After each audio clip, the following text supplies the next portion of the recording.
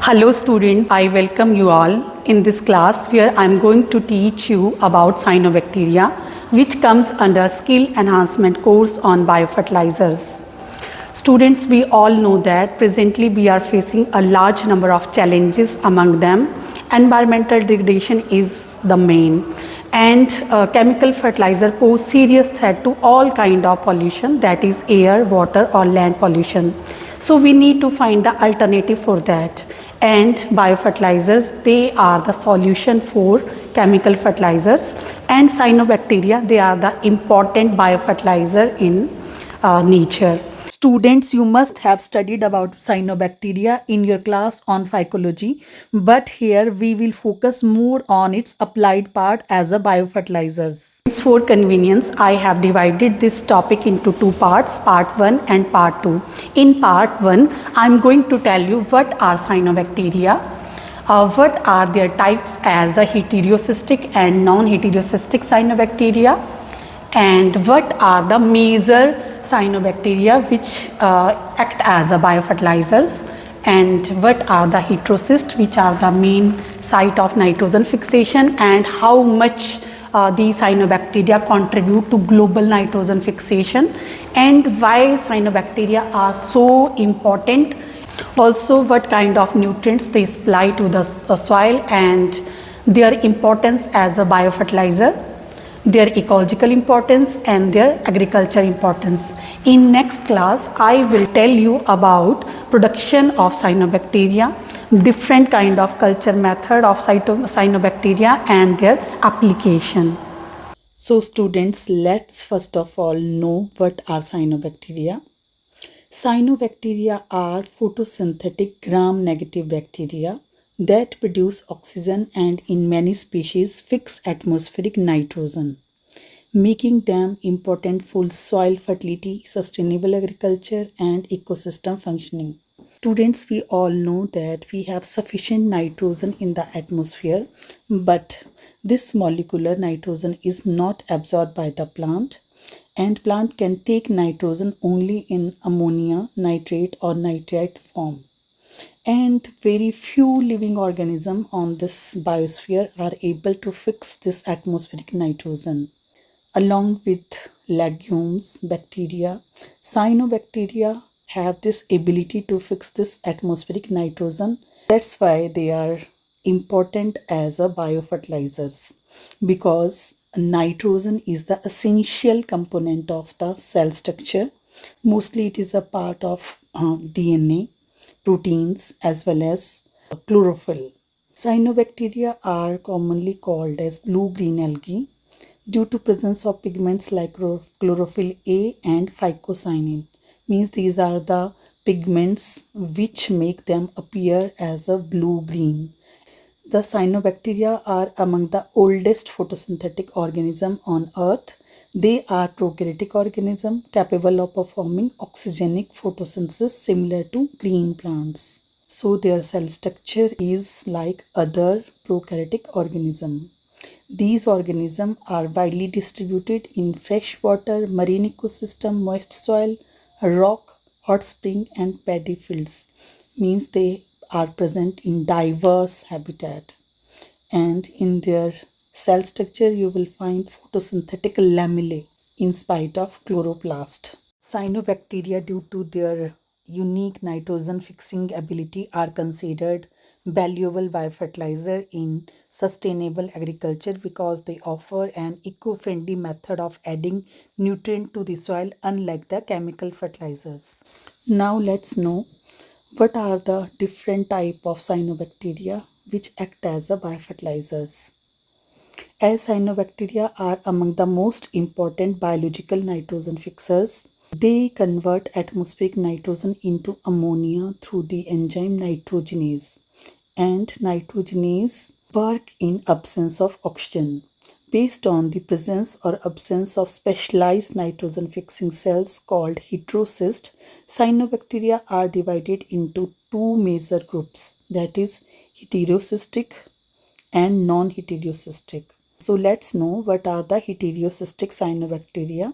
They are the cyanobacteria which have specialized cell heterocyst, and there are about 50 cyanobacterial species which contain heterocyst for the nitrogen fixation. And important among them are Anavina, which is widely used in rice field, forms symbiosis with the azolla. Then nostoc, it is free living and symbiotic, very common in soil. Oluceria, important in paddy fields. Calothrix, found in aquatic as well as terrestrial habitat. Cylindrospermum, soil and freshwater species. Cytonema, common in moist soil and rocks. Doliothrix, soil and freshwater habitat. Second group is non-heterocystic cyanobacteria. As the name indicates, these species lack heterocyst but can still fix nitrogen.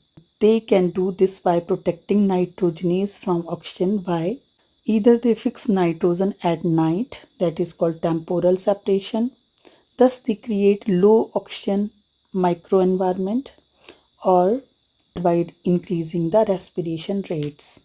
Some common non-heterocystic nitrogen-fixing cyanobacteria are Oscillatoria. Some species of this genus can fix nitrogen under low oxygen condition. Lingvia, which is mainly present in marine habitat. Formidium, these species are diisotropic. Plactonema, capable of nitrogen fixation under suitable condition.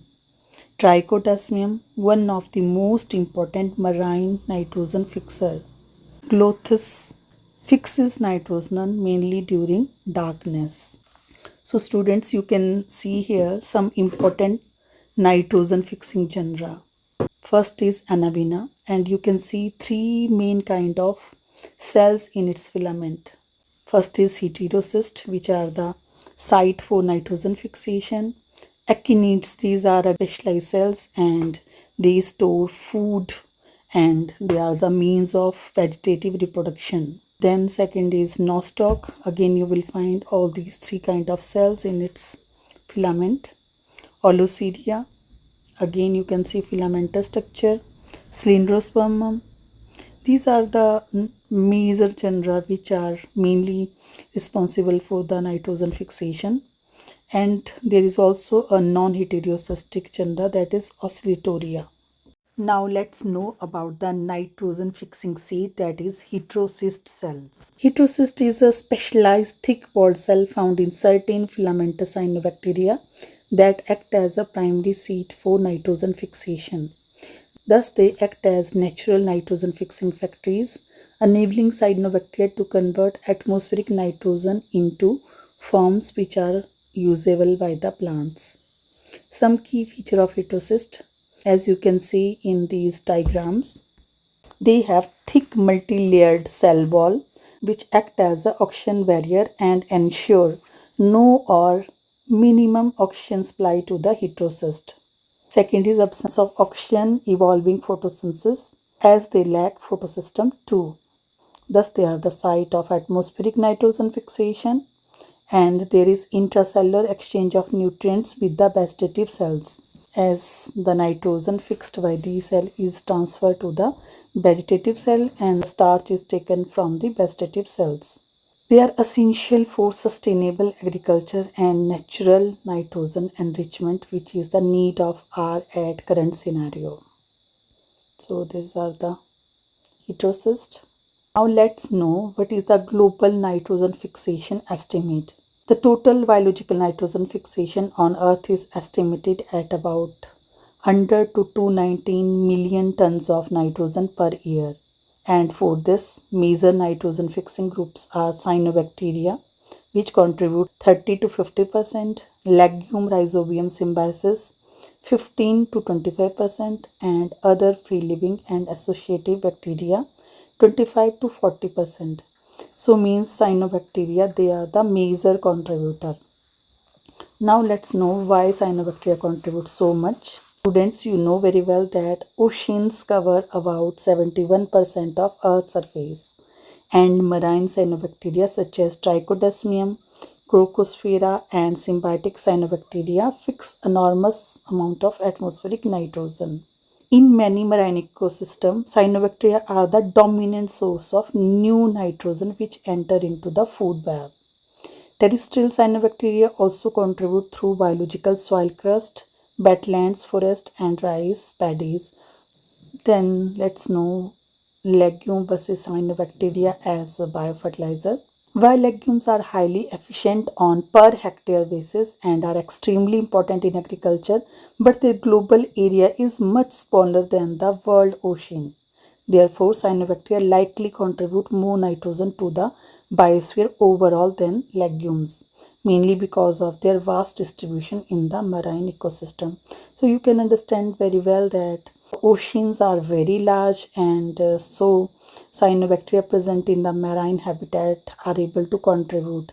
But if we see per hectare basis, then legumes are more efficient. So, in simple words, we can see that legumes are the champions of agricultural nitrogen fixation, while cyanobacteria are the champions of global biosphere nitrogen fixation. Now, let's know what kind of nutrients are supplied by cyanobacteria.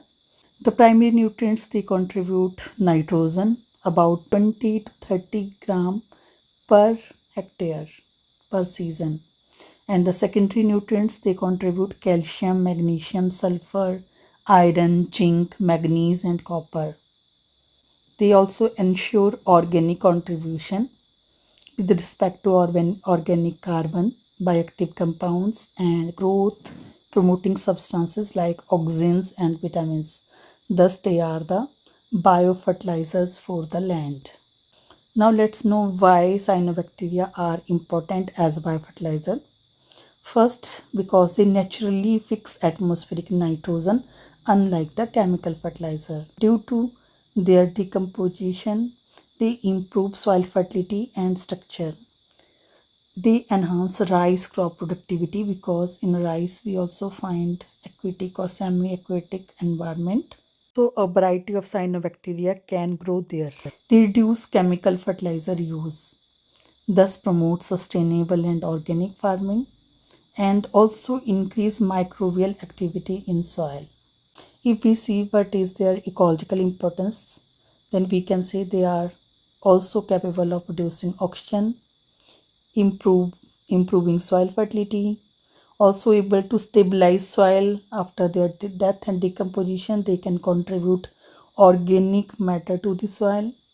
They can form symbiotic association, which is very important ecologically. They act as a pioneer organism in barren area. As a marine phytoplankton, they act as a food web contributing roughly 25% of primary production and feeding diverse aquatic organisms, because it is the heterocyst which contribute to nitrogen fixation, while other vegetative cells they contribute toward the oxygen evolution. They also have some negative ecological impact when they cause algal bloom due to their excessive growth. So, to conclude, I must say that cyanobacteria are powerful natural biofertilizer that play a key role in sustainable agriculture. Their ability to fix nitrogen and enrich soil makes them as essential component of eco-friendly farming system. They are truly a biological blessing for our future agriculture. But students, if I have to talk about the scenario in Himachal Pradesh, very few people they use biofertilizer for their cropping, and they mostly dependent on the chemical fertilizer. Only very few aware farmers they use till now biofertilizer. So it's very important that we should promote biofertilizer for the sustainable agriculture and avoid the environmental pollution, as students are the best messengers. So I suggest or request you all to go through this topic in detail and try to go for its applied part and aware people around you, and also try to use these biofertilizer in your field. So at last I must say nature itself provides sustainable solution for agriculture, but only need to understand and utilize them wisely. Students, here are some references for this presentation. I hope this information is informative to you and best of luck with your studies. Thanks for watching.